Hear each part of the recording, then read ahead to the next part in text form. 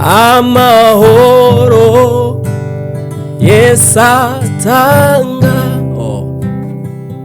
aduha kurenga ibibazo. Mana we, ndi ku munsi wa mbere njya kuza i Kigali gusa mama ndamukunda pe, twari twagiye guhinga ndavuga tumbonye akazi ndagiye, naje n'ahantu mva 2017 gutyo nje mu kazi ko mu rugo.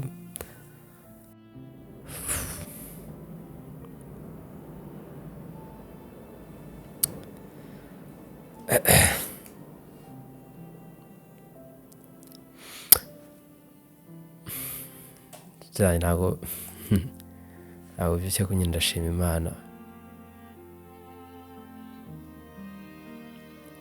Mu kwa mbere rero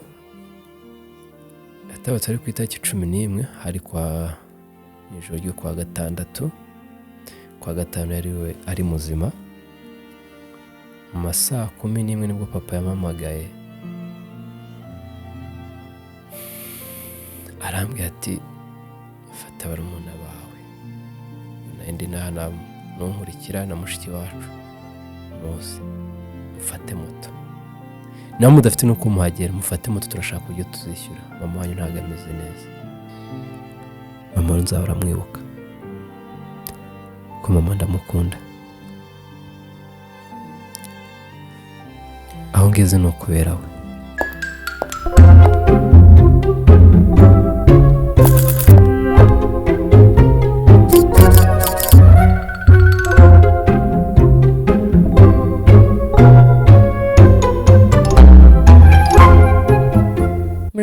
Mbaye ikaze nanone mu kiganiro cyacu Dark Side, nk'uko nabibasezeranyije umunsi ku wundi tuba dufite abatumirwa bagiye batandukanye. Uyu munsi mbafitiye undi mutumirwa ugiye kutuganiriza, aranaturirimbira, agiye kudusharinga story. Nk'uko twabivuze, stories ziba zifite ibintu byinshi zidufasha kubohoka, zidufasha kuganira, ndetse zikagira nabo zishobora gufasha mu gihe wenda bari mu bihe bitoroshye cyangwa se bugiye bari mu bihe bumva bihebye. So uyu munsi nanone mbafitiye umutumirwa, tugiye kumuha umwanya tumuhe ikaze kugira ngo nawe adusharinge iyo story yiwe ku giti cye. So rero mbahaye ikaze mu kiganiro cyacu. Ngahaye ikaze, ni karibu mu kiganiro cyacu. Urakoze cyane, ndishimye kuba turi kumwe none. Ni by'agaciro, ndanezerewe kakanya twicaranye. Harandi bakaba ariko nyine ndashima ko mwangira icyizere mu mwanya nanjye nkaba nice kuri izi mikoro zanyu. Amazina yanjye asanzwe ni Mizero Enoch,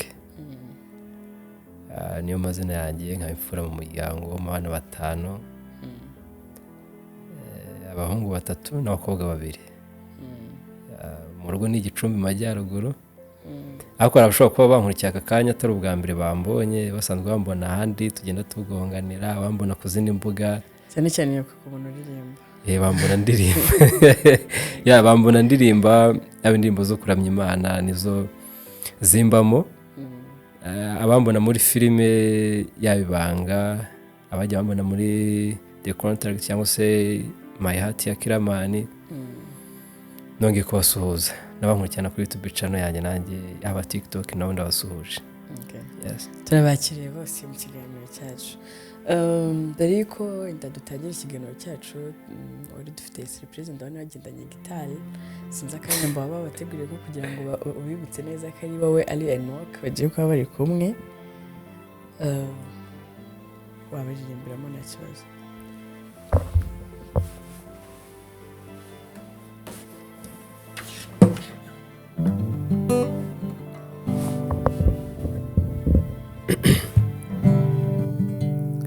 We kwiheba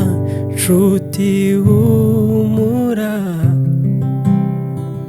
umwami Yesu yaranesheje.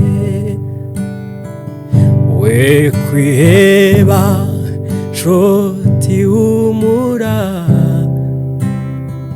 umwami Yesu yaranesheje. amahoro Yesu atanga aduha kurenga ibibazo mana we tukabibona nk'ibitariho tukagendera mu butsinzi tukabibona nk'ibitariho tukagendera mu butsinzi amahoro Yesu atanga aduha kurenga ibibazo tukabibona nk'ibitariho tukagendera mu butsinzi amahoro Yesu atanga turaza gukomeza turaza gutarama biraza kuryoha nyine mbumvishe ko ari Yano cyangwa se Enoch turaza gutarama biraza kuryoha ndabyizeye murakoze cyane ako karimbo ni keza hari abantu akenshi iyo bari mu bibazo akenshi usanga bakunda kuramya Imana ari wo mutuzo wabo ari byo bibaha umutuzo sibyo nuko wenda yaba ari no mu kibazo cyangwa izo ndirimbo zigarura ubundi mu buzima muri twebwe yego cyane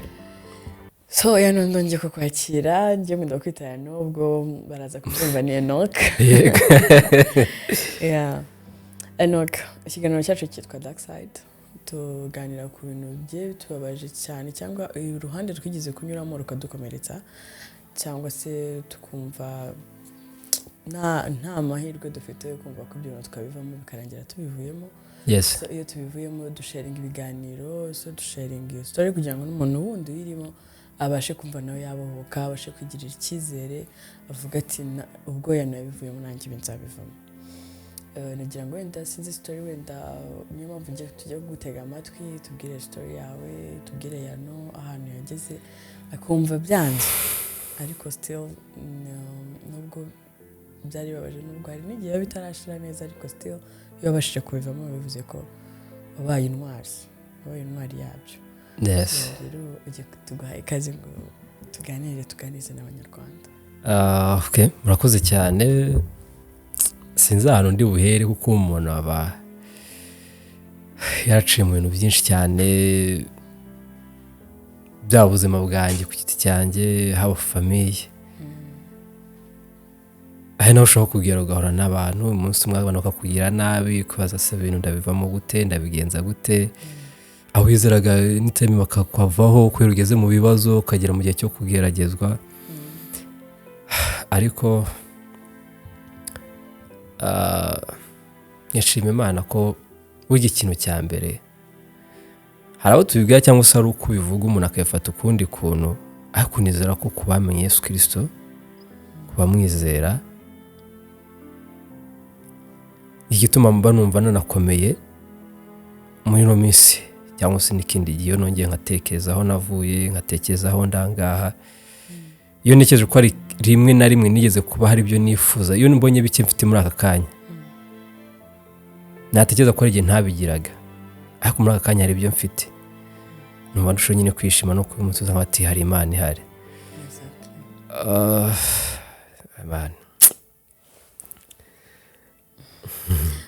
so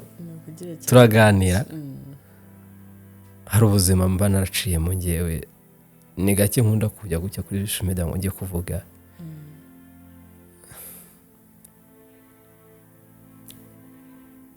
kera nyifite mama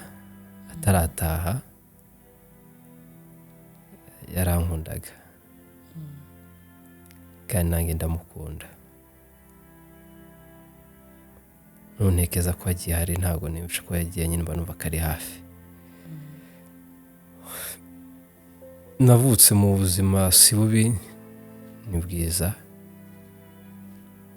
ko navutse mu muryango udasabiriza twifashije harumva gukira nyine gusa kuba twatunga izo modoka ari ukuba waba mu nzu nziza ni byiza ariko ubasha kuba wanakingira ubona wajya kwishyura amashuri ukajya kwiga aba ari byiza cyane ntabwo uba mukenya banze nkusuye n'abantu bumva ngo ndakenye ngo iwacu ngo umenya oya uko mumeze nyine umutima wawe ujya ubanza wakira ukubaye wanze unyurwe ntushake kuba nk'abaturanyi bawe ushobora kwifuza kumera nk'abo aho baciye ugasanga we ntibiguhiriye ba wowe reka kuba runaka byanira n'abantu tujya gusenga ngo nkifuza ngo urifuza kuzamera nka Eliya ngo nayo nuko wasabye Imana ikaguha wowe ukamera wowe ubwawe nkawe ku giti cyawe urifuza kumera nk'abantu nka runaka nkandi uzi impamvu uko yabiciyemo kugira ngo agere hariya ntabwo ubizi rero ugomba kwisinya bati Imana nanjye ngira uwanjye ukumva ni wowe unzi Imana niwe iratuzi ngo ni Imana izi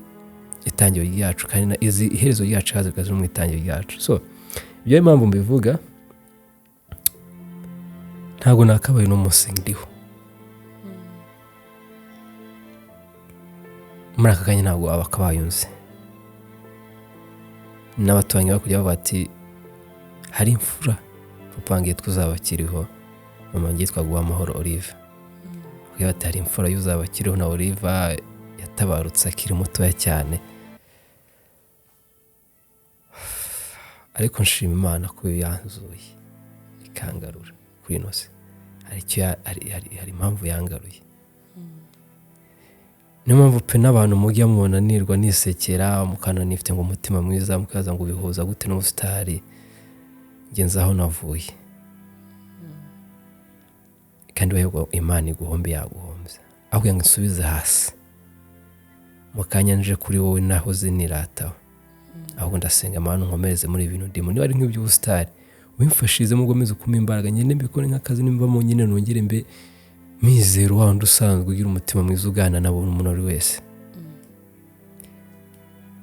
uko ntarava mu rugo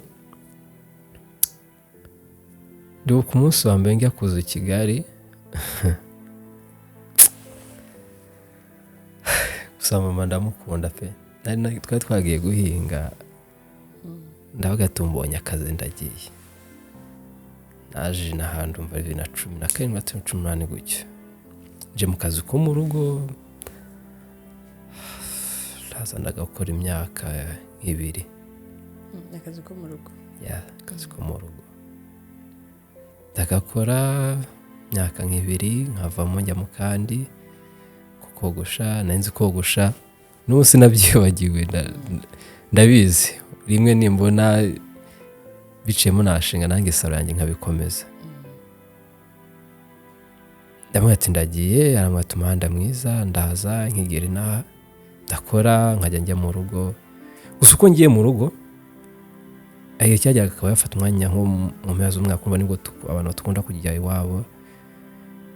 ayo munsi twajyaga tujya nyine agashima Imana aho ngeze yakibuka ukuntu nigeze gutabaruka bagiye kunshingura nyine ubona umwana byarangiye pastor akaba tuno mwana ndumva ashobora kuba gifitemo akantu mugeze kwa muganga story ntabwo nkizi ariko ni story barayimbwiye yajyaga negana mu gushima Imana te nyogokuru bya papa niwe niho nahise njya kurererwa so ahita njyana kwa muganga agezeyo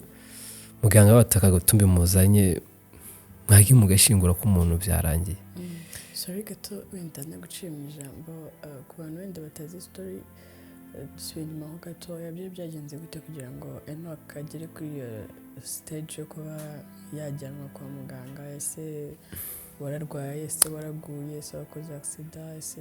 oya urumva nari mu myaka nk'itatu urumva ntiwarwara agashobora kuba akagufata umwana agahita abura umwuka na nyiri umwana ndi muto ntabwo nari mu myaka yumve ngo nk'icumi umvuye ngo nararwaye umva ko umwana ashobora no kwicwa n'umusonga cyangwa se n'izindi ndwara zikamufata burya iyo uri butahe ntabwo ari icyo gucyo gishobora kuvuka agahita birangira so urumva rero nanjye nkurangira gucyo sinigeze nshaka no kwigana hari gihe banjye nanjye nkumva muri ngewe birancaze ko kubw'Imana nageze kwa muganga yageze hirya agarutse asanga umwana ngeye yitaga agatumbi ndimo gukina n'abandi bana nshima Imana yanzuye ikangarura aka kanya nkaba ndiho ngana gutya abantu bankurikirana abanzi rero by'ubuzima bwa Kigali bwo akamubwire biragoye byo ntago nabijyamo ariko nshima Imana nyine ahigejeje kora agitangira gukora akazi ko mu rugo n'izo mbogamizi yigeze guhura nazo kumva ko wenda igihe no mu tundi tuzi dukora hari igihe uba ufite imbogamizi yawe guti ubungubu kuko noneho wenda se ukagira umumabuja mubi cyangwa se ukagira ubuzima bubi cyane cyane abantu bakora ako kazi usanga bagira imbogamizi nyinshi usanga badafatwa wenda neza cyangwa bahabwa agaciro mu rugo nk'umuntu like umuntu usanzwe uri gukora akazi ke izihe mbogamizi yahuye nazo muri ubwo buzima bwo gukora akazi ko mu rugo cyane cyane ko abantu bakora ako kazi abantu benshi badakunda kubaha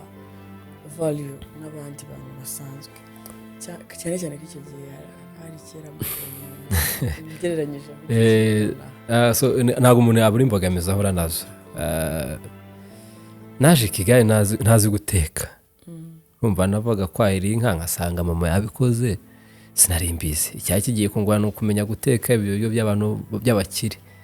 ibyo byaranguraga nanjye mu rugo rurimo abana kumenya nyine abana barajya ku ishuri mu gitondo kubateka igikoma nkamenya nyine no guteka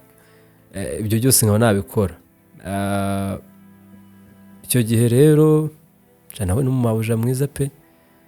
baramfashije ndabyiga ndabimenya guteka ebana gufura nkafura n'amafura bikarangira nkamenya koza imodoka nkamenya amasaha ari bubyuke nkategura abana bajya ku ishuri aho nahavuye neza gusa nyuma ngiye kogosha bisa nkaho byanzemo gatoya nsubira ahandi kandi unagiyeho niho byabaye danje uzi umuntu kwirukana nijoro nabaye nyigerayo musaba uruhushya kuko ndi umuntu ukunda kuvuga ngo niba mfite ikintu aka kanya mbona nzakora muri ka kwezi naho ngiye ko ngomba hoti mfite gahunda kuri no tariki nyine kubwakira kandi nabigutunguje mubwira igihe mfitiye ubukwe arabyumva mu kwa kabiri ku itariki 28 bati nibwo nzagenda arangije arabyumva none nabwo yari bumpembe nati mfite ubukwe Gicumbi ndajyayo ndarengarutse yanga kumpemba abasore twari tubujyane byari umuvandimwe mu rugo baransiga bari bajyana bitazarushaki hirya za Gatuna arangije aya mankasaye n'abageni bagiye ndangije njya Nyabugogo ntega imodoka amatu ugende uzarare uzaje bukeye bwaho zagashya kabaye naragiye ndara hafi nyine kugira ngo mu gitondo binyorohe guhita njyayo sinarare Gicumbi rero ubwo ngeze na Kigali bwije ndari ku muvandimwe ndaharara ndangije mu gitondo byuka njyayo mu rugo reka ngereyo ntunganye imirimo noze imodoka nkorope nahagera atera imodoka nkoremo ibyo yaravuye guhaha nanjye ndamubwira ati zingutahe naricaye ndatekereza none se nkoze iki mabuja ko nagiye nkusabye uruhushya ko nagusobanuka ngo urareyo ndavuze ngo utaha kandi nuvuga menshi yari umuntu ukomeye yaratwanye n'abantu bakomeye ndaguhamagara kandi baragufunga uragenda nk'inzererezi kambabwire rero bano bantu baba boss bacu nyabona mujye mushyiramo imiyaga nyine sinzi ukuntu badufata n'ubwo nari ko kigenda ariko ntibyabura ariko mujye mumenya ko umuntu ari umuntu ukuri mu kugira umukozi nawe ejo umwana wawe hari aho uzagera kandi nawe bakabimukora bajye bashyira mu bwenge bashyira mu logique bumve ibyo bari mu kunkorera ashobora kuba kandi ari mu kuyikora ariko nawe ejo umwana we akabimukorera cyane bagomba kubaha agaciro cyane bagomba kuduha agaciro bagomba ubundi umuntu ugomba kuba n'umukozi wo mu rugo umuntu ugutekera umuntu ukurira abana abari umuntu ukomeye bari abantu nabo kubahwa ngenda mbaha n'agaciro ngenda nabakunda cyane kuko nanjye nabinyuzemo ariko n'umuntu ngerageje kubona nawe ati nyine agerageza bihangana nicyo kintu cyambaye numva ndababaye kuko muvandimwe bitamamagara uwo mutipe nyine nawe ati rero baranyirukanye ati garuka ndaza nshakisha kandi kazi ka muke ko mu rugo ndagakora ndakeka 2021 gutyo nibwo nabonye akazi ka cleaning ku karere ka Gasabo. Hari ikintu niko kantu kanje ariko nyine ngenda bati kuba ariko kazi kantunze gatuma nishyura inzu gatuma mine nambara nkaberwa nkiyogoshesha nkasa neza byarangoye nyine ndagenda nagakora nako urumva n'imaze iminsi nzi ibyo byose byo gukora amasuku ubwo nari ntangiye ibindi bintu byo gukora mu office nkorera abantu dukomeze ariko ikiruta byose ni uko ni ubuzima umuntu aba yaraciyemo ariko kiba gitangaje cyane nuko aba yarabivuyemo yano mu buzima bwe bw'uba ari kugerageza kubyanga byakunda agerageza kugira ngo ufashe nawe umuryango ufashe mu rugo abo wasize mu rugo nawe ugira ikintu wumva wakora kugira ngo ubuzima bukomeze bugende neza uri gukora akazi ko mu rugo wumvaga wiyumvishaga ko uzakomeza ukora akazi ko mu rugo cyangwa barakwirukanye uti noneho reka mpindure bino biranze bakinyirukana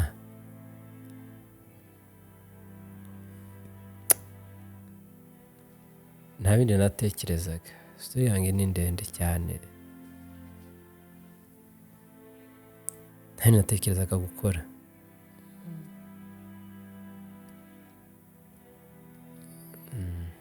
ntabyo nyine nabatungiye kuba ngiye gusura mu cyaro ngiye guhinga n'ubundi nasure mu cyaro ngiye gufasha umusaza kogosha nabikuye kuri papa wenda nongere nsubire njya kogoshera mu kigo ayabonetse makeya mbashe wenda zambaho make ambwira atekera najya gushaka ipantaro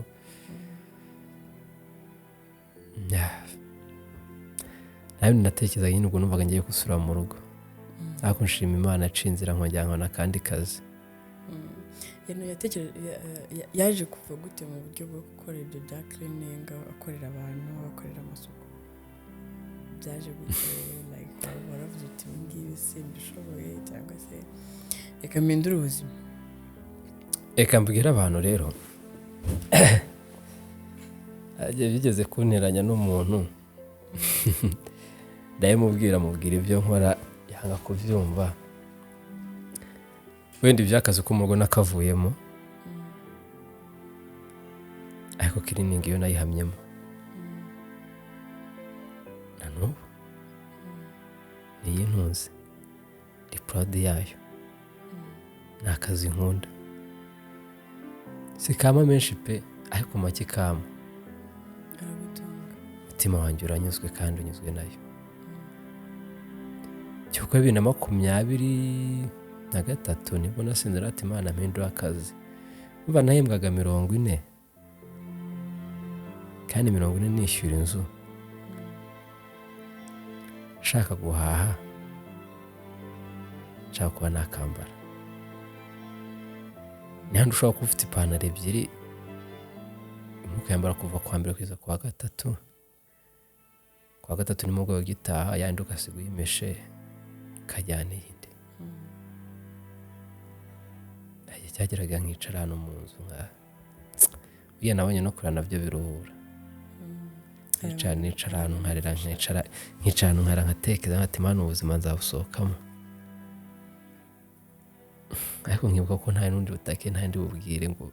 ukunda umuntu ukunda ku buzima bwagiye no mu rugo na mama ntiyajyaga amenya nyine barabaza nkati mama ameze neza kuko nanga kubahamura kuko nshobora kuvuga nkati manuka ngwino wabuze iki urinda wagiye kwicwa n'inzara manuka ngwino so nakoranaga cleaning nkoropa gusimana n'ubu nibyo nkirimo nubwo nsigaye nsa nkaho ndi team leader wungirije umuyobozi dukorana hari benshi baza bakansaba kare kagasaba kambaza se kurera hano bimeze bite umuze service niho nkorera hari n'abaza baronye nk'ibindi bigana bati twari tuzi ko sinjya mbeshya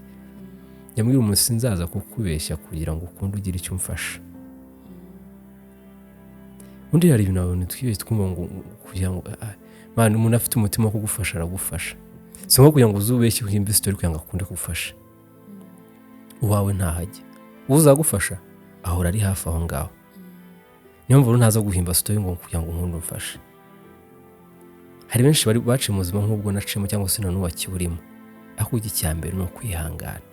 Icyambere iyo wihanganye ukagira discipline mu byo ukoramo, undi ugasenga Imana ikaguha igikundiro n'icyizere, aho hantu haba neza. Ariko iyo habaye wa muntu ukora ari wa muntu ubwira amagambo cyangwa umuntu wese ukuje mu matwi akubwira ibintu byumva, wapi byari ibintu. So rero ndashima byaje kugira gucyo mva mu rwo kinambo hamamo usa nkaho ndi umutima udawungirije umuyobozi wanjye twakoranaga,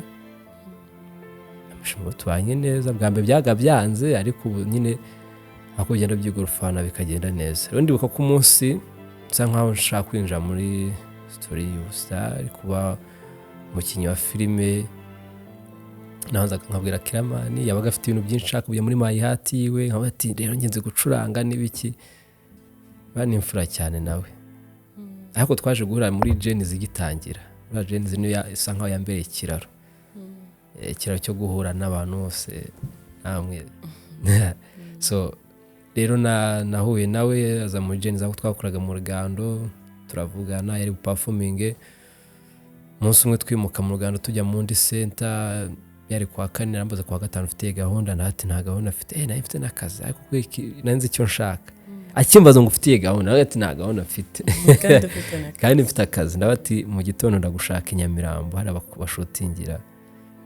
Naje mbwira modoka natiro mu gitondo harano ngiye kurira ko nabona amahirwe yo gukina filime, ndagenda turakorana muri Big Mind. Kukiye bwa njye tuzaze muri My Heart, numva abantu bakunze uburyo ngo ndimo gucuranga Imana. Hari n'abantu ngo bakunda uburyo ndirimbamo, ahemba numva nta nibyo, ariko ngo abantu nguzi kuririmba, abantu barabikunda. Kugeza ubwo tujya ka Kigali naho namenye na Nyambo kenshi cyane, nayo turavugana birangira akize mu ibanga. Hano nyine ubundi witwa umuntu witwa Mercy, umuntu witwa Kiramani, Nyambo, abandi benshi, na Chita nawe yajyaga mu bigano tukagana, nawe yashobora kuba yarafashe kuzamura urwego rwanjye karere yanjye. So ndabashimira cyane. Rero nuko nagiye nisanga nyine muri industry ya cinema. Music yo nayitangiye mama yarakiriho, nayo mfite ubwoba, narice ndabati ngiye gukora indirimbo y'urukundo narakaye. Ya munsi dio ndimbo ndayikora ati Mana mu rugo baranyica, mu rugo n'aba Kristo nayi none ninjya muri ibi urahize ujye mura kwita ati gucya na gucya cyo kwa papa ngo atepa tenari umwana wanjye wasanga nta makiro yawe ari nta wamenya, gusa uzamenye uzatandukire ntubijya mu byo bikora, ariko ntuzagikore y'Imana ngo yibagirwe ngo ntagiye gukona ngo wambaye ibintu bimeze gucya na gucya. Dati umura papa kugeza na n'ubu nyine n'ababona nyine bikabacanga ati se kuki umustar ariko nyine kumbona utitwe ibistar nyine kwitwa gistar ni guteze wapi. Yannick rero mu buzima bwe bwo gukora mu rugo, bwo kugerageza ubuzima, bwo gushaka amafaranga, twakomeje tuganira. Ariko uko tuganira ukomeje kuvuga ko mama yaragihari, batubwiye ko yasinziriye. Nagira ngo usangize abantu turi kumwe urugendo rwawe na mama wawe.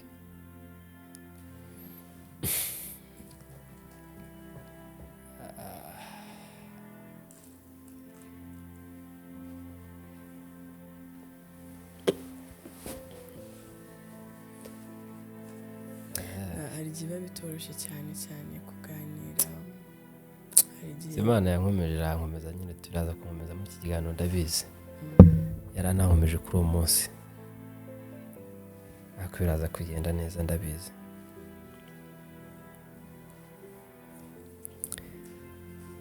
Mama ashize umwaka atabarutse.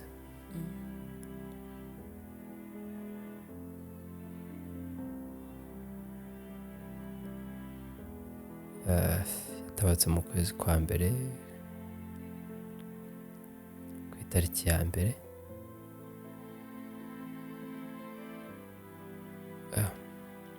ku 11 z'ukwa 2025 nibwo nyine yaje kuva mu mubiri aritahira. Ntabwo nibishaka ko uyu munsi byajya tutari kumwe. ntabwo yari umuntu uvuga ngo yarashaje, yari akiri muto pe.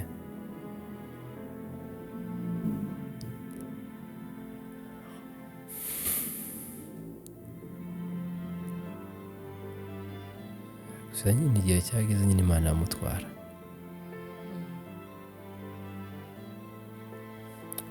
Babigezemo igihe tuba twumva nyine n'igihe bati se Imana ndayibaza ikindi koze nyine tuba nyine ubwiye n'umaze Imana ko bati ubundi kaza nyine ikoze ibi bintu kuki nitabanje ngo ituganize tuge ati igihe kirageze ndamutwaye gusa igatunga.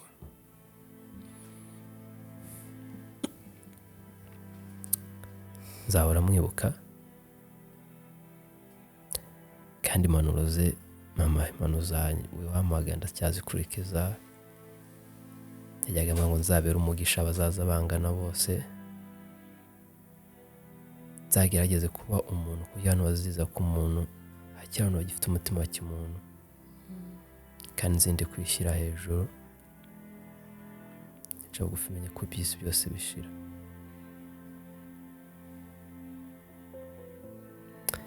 Yaherukaga i Kigali bya ku itariki mu kwa 10 ku itariki 23 gutyo 2024 niko twayirukanaga. Yatashye ubukwe mu minsi mikuru, mva ntago nagiyeyo, nanamwe ko nzajya nko mu kwa 2 cyangwa mu kwa 1, nubwo mu kwa 2 nagiye ngiye kumushyingura.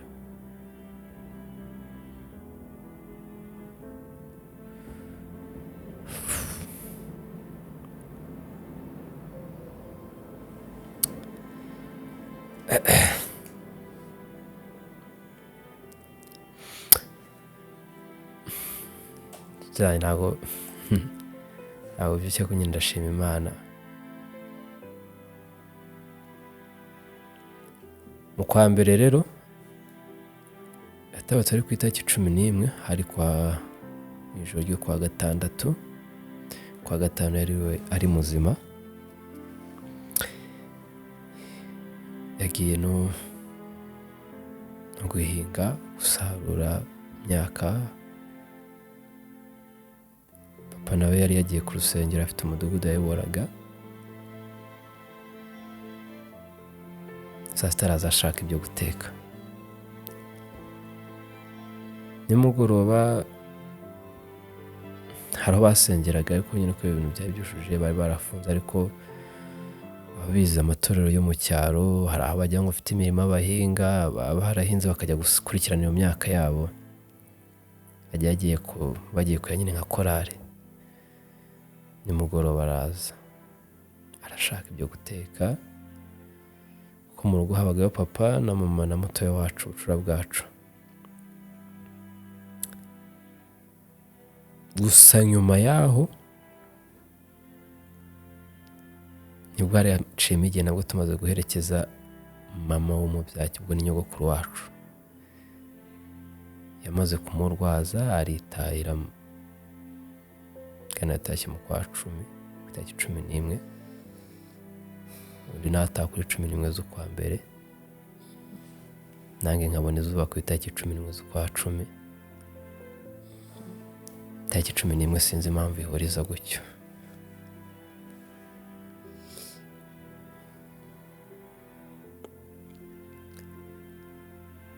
Mama yaratashye nijoro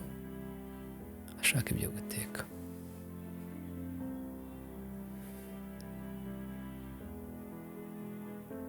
Maze kwishaka mfite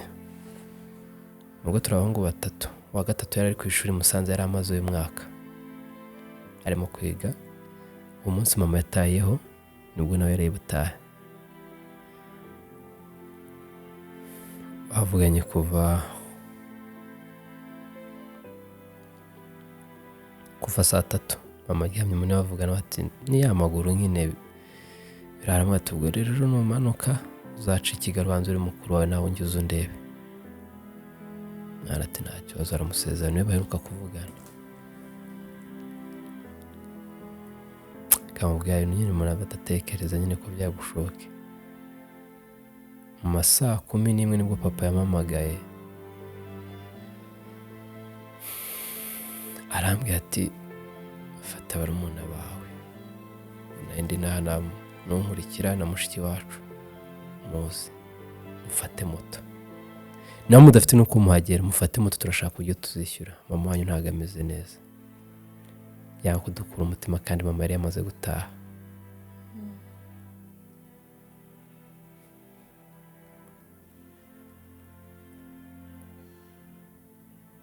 narakangutse ndabati Imana ibi n'ibiki numva ibintu bamwe mama ntameze neza habaye iki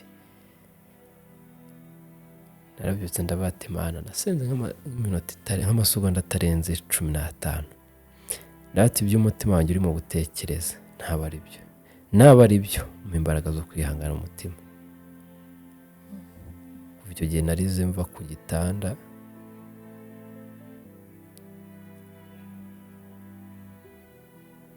nibwo nshobora ko nararize mara no gusinamenya yanagiye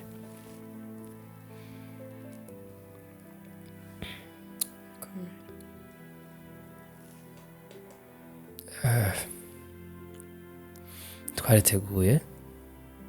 dukenana n'amafaranga nari mfite sinari nzi n'ibiri bube numva nyamuneka mubwe tujye tuba twishimira umunsi twagezemo kuko ntituzi ngo mu gitondo niho turi bageze umunsi ushobora kuba twicaranye gutya nta kivana kuva ngo birarangiye umunsi tugezemo tujye tuwishimira njye mbwabana ngo mpora ndi mu mwaka mushya iyo mbyutse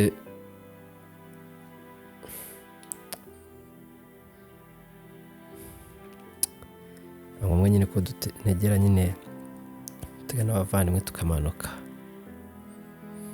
abandi bari ku ishuri bari yiteguye mu gitondo kuza kuri mama bamubwira inkuru ko mama yitabye Imana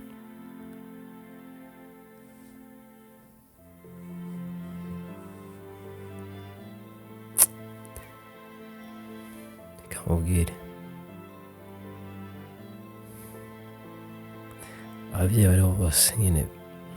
ubaha n'igitsina gore cyose mwubahwe kandi ndabakunda pe ndabakunda ababyeyi nubwo ari benshi birangira hari abana bamwe na bamwe tubananiye tukabirara ariko umubyeyi azahora ari umubyeyi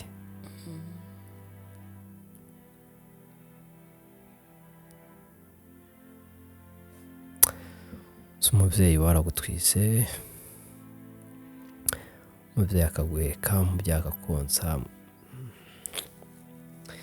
akabongeza ahangaha byose mbikesha we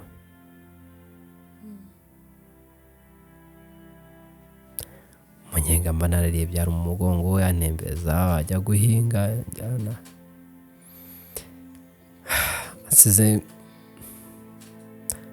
yansize nange n'umugezo ntangira kwishakisha nkamenya nabwiriwe nkamenya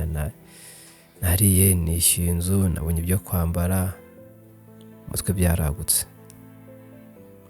gusa kugeza ubu hari indi byanyigishije so mama yaritaye kuko nyine wangombwa ko dufata bisi turagenda twagiye ikibazo cya mushiki wacu ko nyogokuru wacu yataha yageze ntajya ahirahamuka nyine biramucanga no tukibaza kuri mama biragenda bite ba petit frère baramanukanye bagera aho bitanye Nyabugogo bafata imodoka ijya za Cyamutara ageze Cyamutara mufatira moto ijya mu rugo mwana kigera yabona abantu benshi ku muhanda yibaza ibyabaye atutse Kigali atazi ibyari byo ageze ku muhanda abantu benshi bamwe bari mapfubyi kubw'amahirwe ahura na papa aramujyana amugeza mu cyumba aramubwira dore mama yapfuye mwana yararize nange natangiye kumenya ngeze Nyabugogo nicaye muri kwasiteri mbona hano utangiye kumpositinga afata utuvido twanya kampositinga amafoto anyihanganije numva umutima urakutse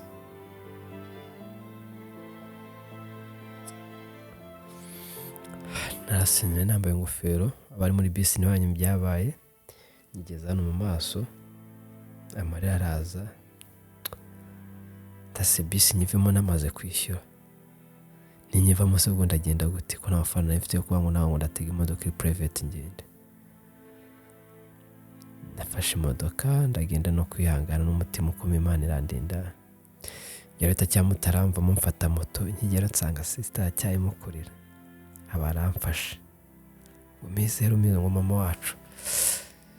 byaranshanze nanjye abari aho bose ngo ihangane umukuru none akano ko kuba mukuru gihangane umukuru nurira nabo bararira babara ugomba gukomera kandi ugakomeza bari umwana bawe nanjye ndabakomeza nanjye nariho kandi narihereye ndasenga nkajya nsohoka ndirimba nkajya kwibagiza ko hari icyabaye mu rugo abantu baraje ati pole sha tipore mungu tipore kabisa ihangane naramuherekeje tumujyana mu ruhukiro ibyumba ku bitaro numva nari manse niteguye ngaruka i Kigali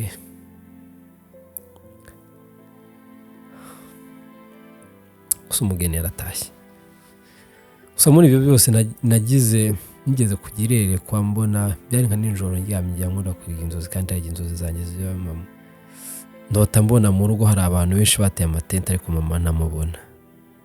simenye ngo ni biki kandi nabirose mu kwezi kwa 12 mu kwezi kwa mbere ndabibona ndyamye inzozi ziragaruka zinyibutsa ibyo ngibyo byose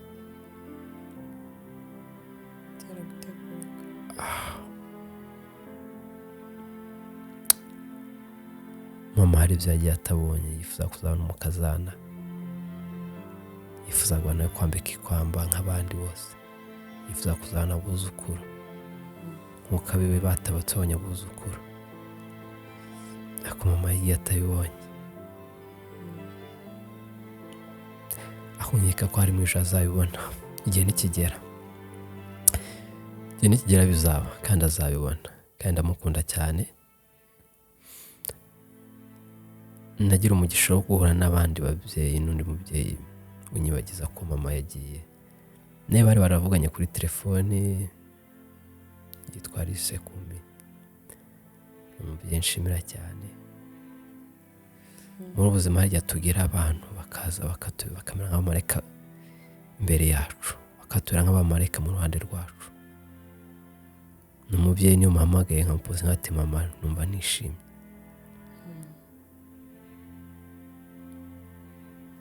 nagize inshuti nyinshi ariko nabonye umubyeyi nyine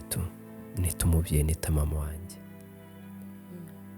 nagize mase nyina i Kigali ndamushima yambaye hafi ku munsi amwita Frida we twabanye igihe kinini cyane abashe kunabara ndabashimira banyambura bashimira bakirama nyine biragoye so agiye nyine umuntu arimo kuba kwino nkuru hacemo umwaka ejo nibwo nagiye kumwibuka napanze na papa na bati rero ntabwo nzaza mu minsi mikuru njye nzaza nje kwibuka mama ngo nagiye kuri 11 mama nzahora mwibuka ko mama ndamukunda aho ngeze no kubera we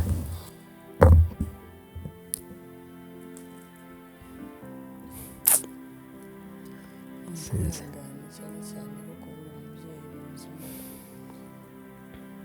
ari gikomeye cyane ubu ngubu Enoch urumva ucyafite igikomere kiracyari kibisi kumva ko bashize umwaka umwe umuntu ababyumva n'ibyabaye umva Enoch ari kubaho ubu ngubu ko nkurikijwe umubona cyangwa nkurikijwe inzara ugeze nubwo ibyo byose bihari uravuga uti ntabwo byatuma niheba icyo kintu kigukomeza iyo ugiye kwibuka bati sinshaka guheranwa n'agahinda ngomba gukora ibintu n'iki kintu cya mbere kigukomeza iyo wibutse mama wibutse ariko byanga byakora ndakomeza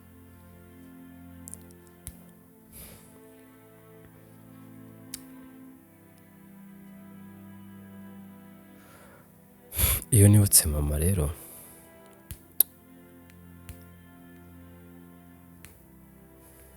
ntagenda mwibuka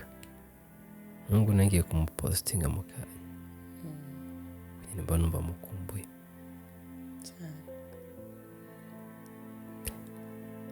iyo nsubije rero nyuma amaso ibyo byose byagiye hari byinshi nyine nigiyemo agiye hari ibyo namenye iyo nongeye gutekereza nk'uko hari umunsi tuzongera guhura nzongera nkamubona ahubwo ubu ngubu ndiho nyine ngerageza gukora cyane nkakiranuka nk'ati ngiye kwibera mu Mana ubundi nzaharanire kunijwe ngo nanjye nzabone na mama wanjye rero iyo numvishe ko sinjye wa mbere wamubuze ari benshi bababuze bakiri bato batanazi n'amasura yabo batazi amasura ya mama wabo batazi isura y'ababyeyi babo bose ariko ndashima ko njye namubonye nk'amana y'igihe kinini cyane mu myaka 20 mfite ariko najyaga ntekereza gukora burya numva hari ikintu kiguhatiriza gukora cyo kubakorera ababyeyi bawe cyangwa se n'abarumuna cyangwa se n'abandi bantu ubona ufite opportunity yo kuba wagikora gikore agenda ateza nk'ati abantu kuri kwezi n'impembwa nzamugura igitenge buri kintu nsigaye numva nshatse gutekereza nshatse gukora mpita nyikora ako kanya rero iyo bigeze muri ibyo ngibyo niyambaza Imana gusa nkati Imana nkomeza umutima wanjye ubundi nkafata gitari nkiririmbira birankomeza biranaruhura yego akenshi bigoye akenshi kubyakira biza bigoye cyane cyane niyo hari ibintu byinshi wagiye utegura mu buzima bwavuga ushaka gushimisha umubyeyi ariko akagenda utabimweretse akenshi biba bigoye ariko twese dukomezwa no kwizera yego no kuba hafi n'Imana cyane kuko Imana niwe mubyeyi mukuru cyane muri ibyo byose nakomeje kugushimira cyane ku gastori dusharinze uburyo byagoranye by'i Kigali uburyo hajemo kuburana n'umubyeyi nabwo ugishakisha gusa ariko icy'ingenzi ni uko ubu ngubu uri umuntu umeze neza usa neza ufite ibyo ukora kandi ubyishimiye so rero mu kiganiro cyacu tugira undi mwanya duhereza abatumirwa bacu hari akantu wenda uba wateguye tubyita ijambo ry'umunsi a quote of the day ni ijambo ry'umunsi haba hari nk'ijambo bitewe n'wenda iri gukomeza ibyo ushaka kwigisha abantu ibyo ushaka kugiramo abantu inama simbizi ariko akenshi buri muntu wese aba afite quote agenderaho avuga ati wenda hari abavuga ati nakurema kudapfa biterwa n'uko nyine nawe ufite motivation yawe hari ijambo waba ufite wadusangiza like a quote of the day ubwo ni ijambo ryafasha abantu icyambere nabwira urubyiruko bagenzi banjye cyangwa n'abandi bose icyambere mu buzima cyangwa se muri nosi no kugerageza nkuko natangiye ba wowe bishaka kuba nka runaka wikizerera mu umuntu narahinduka umuntu akakanya araza umuntu ngiye nkaza nkagupromisinga ikintu cyagera nkahita nakuburuka nkagenda niyo mpamvu tutagomba kwizera abantu so nibonye umuntu ako kanya yimushimire kandi ikindi nubona hari abantu tugiye ngo bakaza inshuti ukaza nka gutya tukavugana nkabona ikintu nkoreye wamara kukinkoreje ugasanga hari akantu gatumye dushwana ngatanya ngo igihe yaramaze nyine muri life yawe nicyo nyine cyo yaraje gukora agikuza aragiye burenge sinjya mbabazwa ngo n'inshuti yanjye ngiragiye hari ibyo nakwigiyeho tukiri kumwe ibyo nabonye nyine n'ibyo ngibyo, ibyo nabasha kwiga n'ibyo ngibyo. Rero ba wowe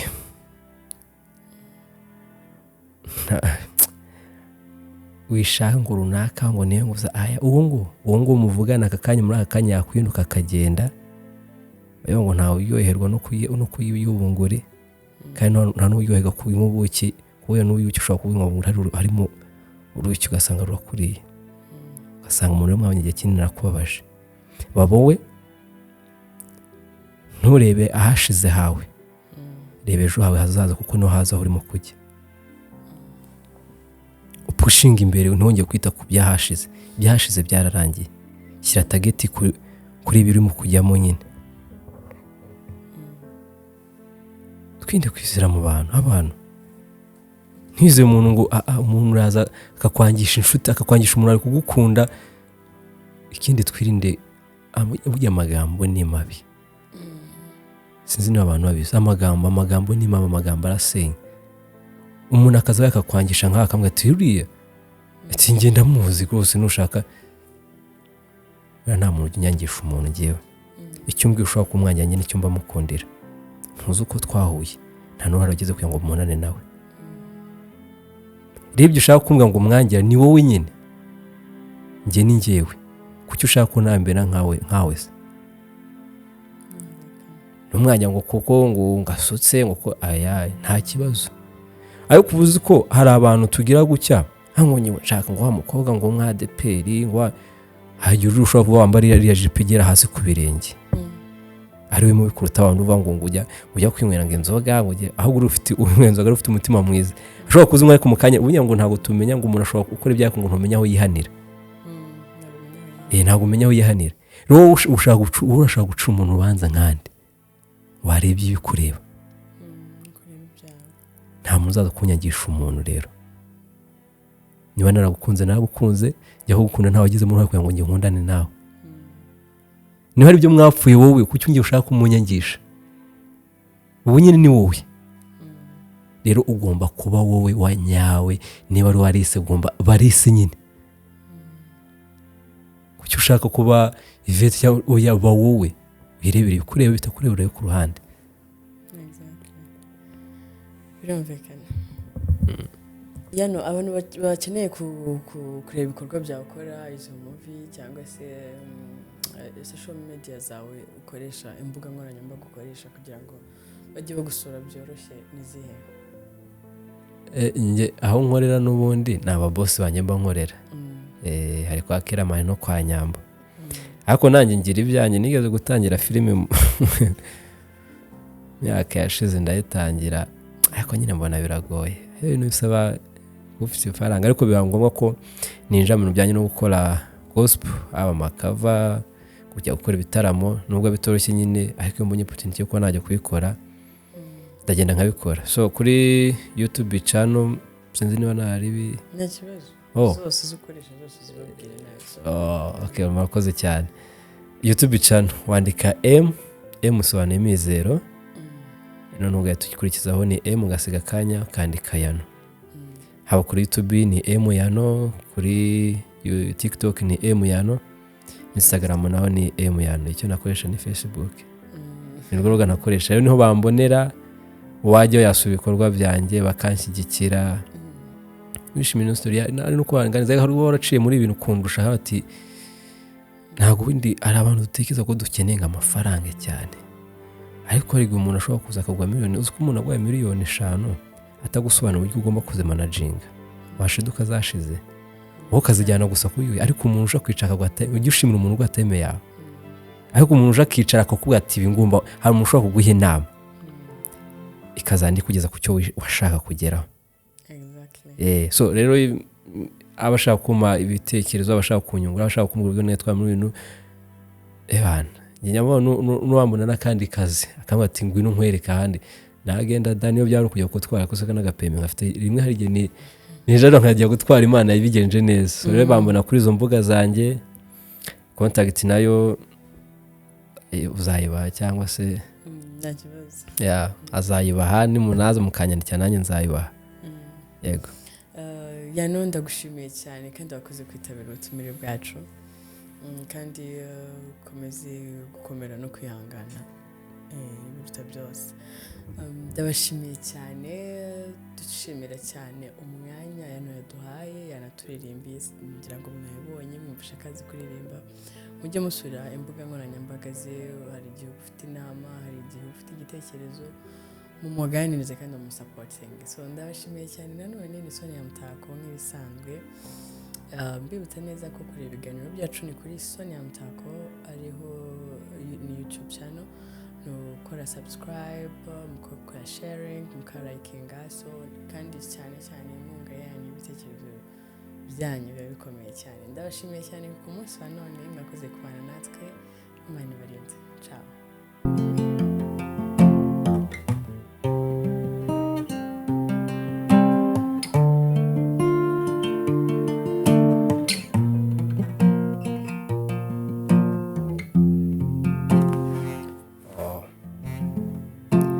Nzahora nkwibuka, ndazirikana zamano zose wampaga, wanozaga kumugisha w'abantu bose banyegereye. Imana yagutwaye kare, ndabyibuka numva ndababaye.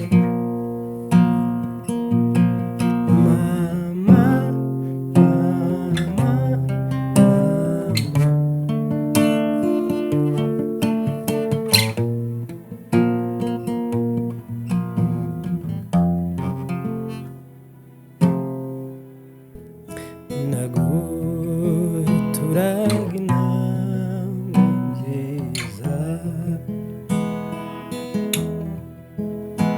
nagukundaga mu gitaramo, cya gihe cyanze gushira.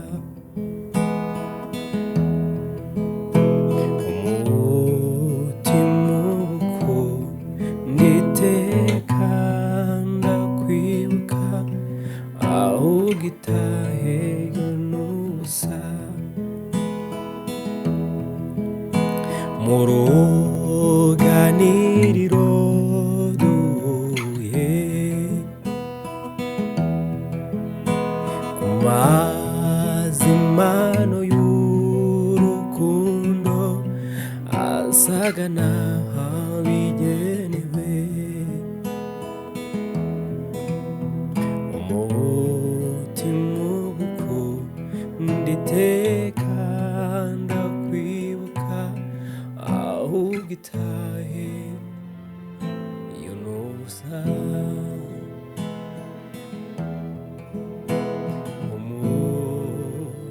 Umutima ugukunda iteka.